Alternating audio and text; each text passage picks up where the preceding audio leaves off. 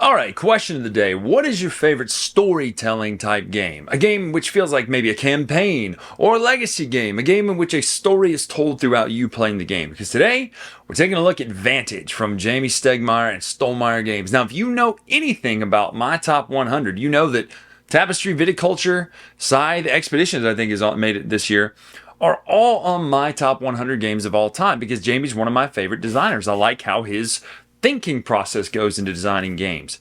And we've had conversations like that before. You can watch actually a conversation I have with Jamie on the Dice Tower about how his creative process works. But today we're taking a look at Vantage. 8 years in the making, I was told, about exploration.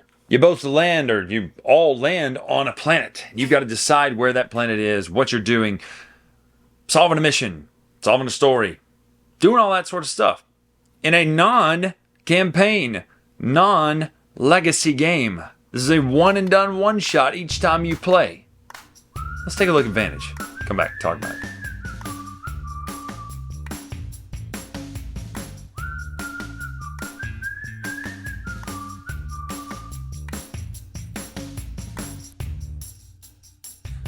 All right, there's a lot going on here, and I'm aware that these are not things you'll start with. So if you're afraid of spoilers in this game, well then don't look at what I've got right here really closely. However, this is where Jamie pulled off the impossible. He made a game that is infinitely replayable, with the exception of one or two things, based on just how if you remember the puzzles.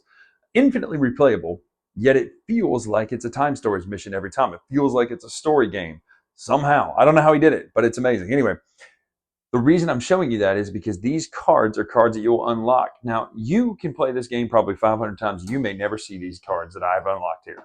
That's the beauty of this. There are hundreds of locations. There are hundreds of item cards. There are connectivity between the locations. So let's just talk about what you do on your turn. So case in point, you can do, based on the booklets here, one of three actions. You can do a location action, you can do a card action, or you can do a depart action. Now let's talk about location action first. In a location, I'm going to show you one right here. Don't freak out again. This is not a spoiler because, again, the game is not a story game like that. But number 120 right here, okay? You can read this to your partners. You do not show anybody else. This is your information. The whole point is it's Vantage. It's your vantage point. You're looking at this card. You're describing it. You can read this part off, and you can describe all of it. You just can't show it. That's the thematic part of it. The beauty of this is that you don't know yet, and there's a lot of things that I don't even want to tell you because you will discover from playing it. But this is not just some random art. It's all interconnected, and there are ways to see it. And you can think of thematic ways that would make sense for you to be able to see the map. Just think of how it works in other games and other video games. And yes, it works in this too. And it works wonderfully. Now, anyway, essentially, you're going to have a mission, possibly a destiny. You can get a destiny a couple different ways. You can win the game by beating the mission, beating the destiny, beating both. Keep playing till you're done. I mean, this is very forgiving. The whole point of this game is it's an experience, not necessarily a game that you have to win and log and all that stuff, which I know may just kill some people. They're like, well, we can't win. There's no rules to win. There are rules to win, but it's more about the experience. Just know that. These different options over here are the location action options. Steer, listen, consult, craft, scavenge, fish. Those will all be different based on where you are. So let's say we were to do steer, which is a move action on 120. We would take the blue card. Well, in this case, let's do consult. You would take the orange book, go to entry number 120. Now look how many there are. And then you'll read it off. Now I'm not going to show you, but it'll say things like consult 4. What that means is you take 4 dice and you'll roll them. Now before that though, if you wanted to mitigate the damage possibly done or the difficulty, you can spend the colors of the skill that you have over here in your area to reduce the dice. So if I spend 2, I would only roll 2 dice. You then roll it. So if these show up, they just go down here, nothing negative happens.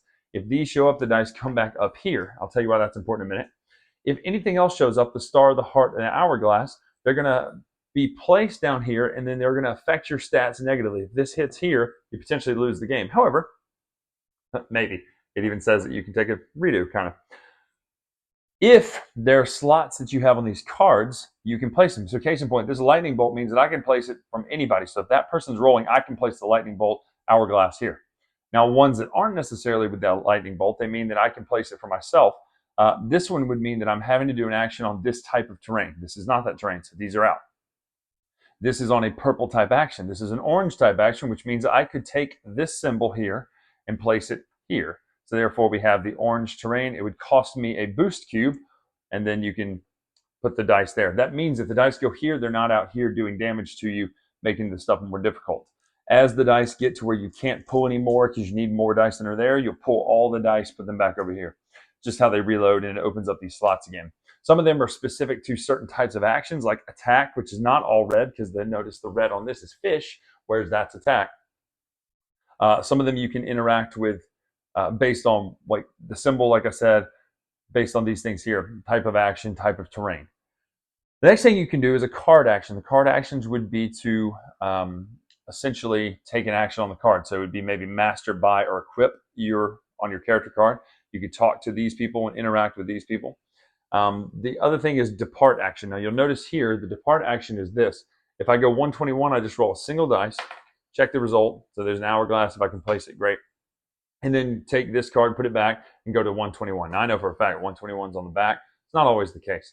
121. Now if I went to these here, these star ones, I would go to the depart book, go to card number 120 in the direction I want to go, north, west, or south.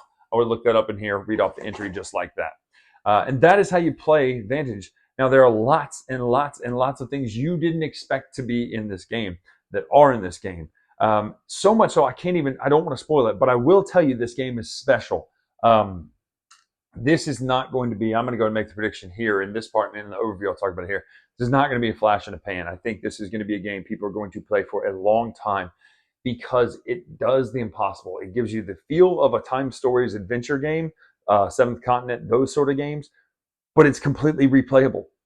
And I'll talk more about that in a minute, but it feels like there's this one overarching story that's happening, and when you play, you're just getting a slice of it, as opposed to, playing Agricola or Caverna or something like that, or even Scythe for that matter, where Scythe is just a new game every time. Sure, that's what this is too, but it doesn't feel that way. It feels like there's something more, and that's partly because the Book of the Secrets, the Book of Vantages, there's so many little hidden nuggets and Easter eggs. I would not be surprised. Now, I'm not saying there is or isn't because I haven't looked. I wouldn't be surprised if there's hidden stuff in this box somehow. Knowing the way this game works so far and the things we've uncovered and gone, wow, that's really crazy. It's just really, really cool stuff. So that is a rough overview of how you play Vantage. You're actually going to learn it from just playing it. So that is Vantage. I'm Bryan Drake. Let's go to final thoughts.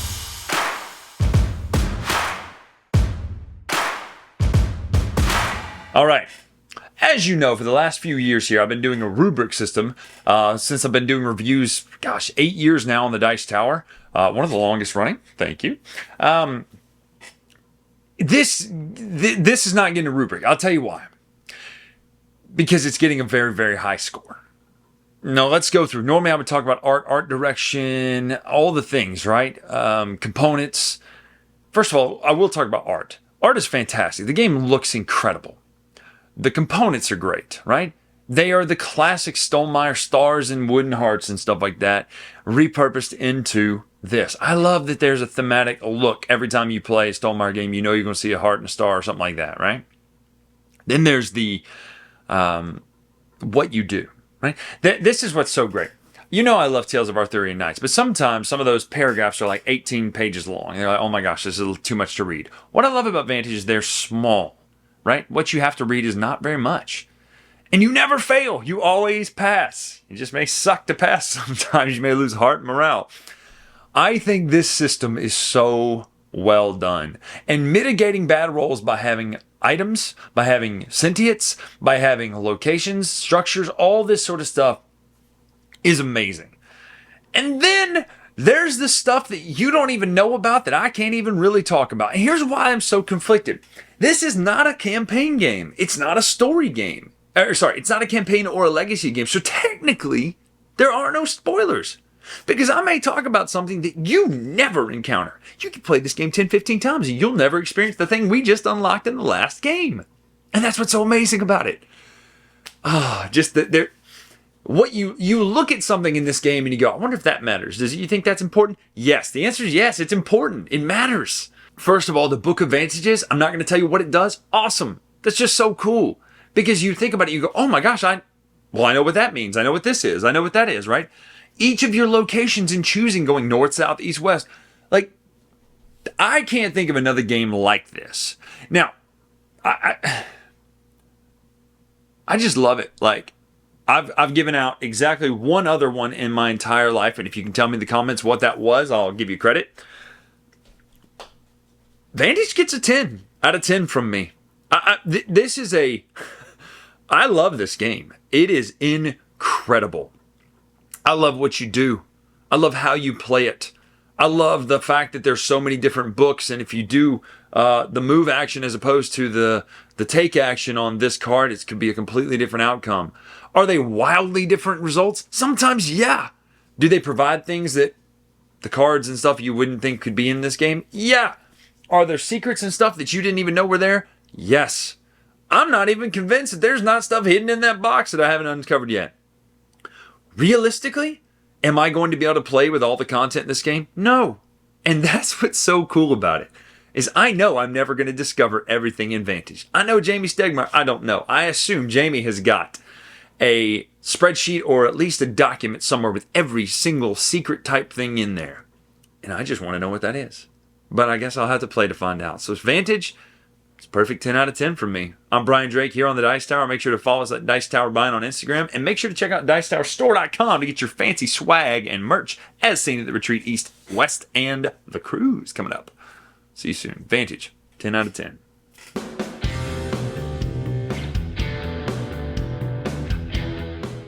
Hey everybody, thanks for watching another video from the Dice Tower. Hey, you want to learn more about us, communicate with us? We have a Facebook group, we have a Discord channel, lots of different ways to get involved with the Dice Tower. You can find that in our Linktree link below. So just click that, it will take you and you can communicate with us on Facebook, join our Facebook groups. There's lots of cool things that you can find and become part of the Dice Tower. Thanks so much for watching. I'm Tom Vasel.